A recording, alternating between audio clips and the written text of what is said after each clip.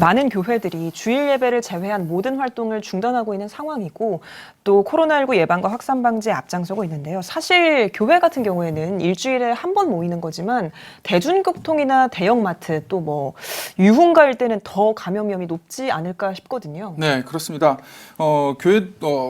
교회들의 경우 주일 예배를 위해 한 주에 한 번 모여서 예배하는데도 앞서 보신 것처럼 철저한 예방과 확산 방지에 힘쓰고 있습니다.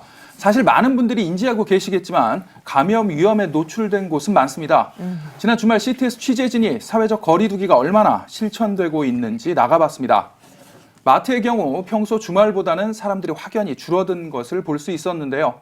거리에도 사람이 그렇게 많지는 않았습니다. 식당과 유흥주점 등이 밀집된 번화가도 평소보다는 사람들은 적었습니다. 네. 그러나 친구와 연인 그리고 지인들과의 만남을 위해 식당과 술집을 찾는 사람들이 종종 눈에 띄었는데요. 대부분 사회적 거리 두기에 동참하고 있는 모습을 볼 수는 있었습니다.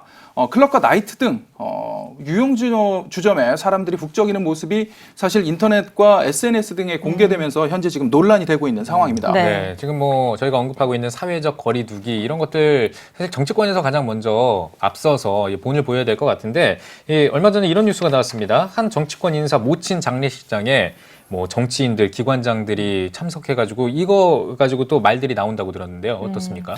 네, 그렇습니다. 정부와 지자체에서 사회적 거리 두기에 앞장설 것을 독려하고 있고 대부분의 시민들이 적극 동참하고 있습니다. 그런데 코로나19 확산 방지를 위해 사회적 거리 두기를 실천할 것을 적극 주문하고 나선 지자체 수장, 모친의 장례식이 있었습니다. 시민들에게 모범을 보여함에도 다중 이용 시설에 정치 지도자들이 조문한 것에 대한 불만의 목소리도 나오고 있습니다. 결혼과 장례 등 축하와 위로를 전하고 싶은 마음은 굴뚝 같지만 대부분의 시민들은 전화 등으로 대신하는 등 정부와 지자체의 자제 요청에 적극 협조하고 있는 상황이라 더욱 주목받은 듯한데요. 한국교회 언론인 대변인 이혁주 목사의 발언 들어보시죠. 현재 정치권에서 교회를 쉽게 생각하고 함부로 대할 수 있다고 하는 태도에 대해서 굉장히 우려를 금할 수 없고요.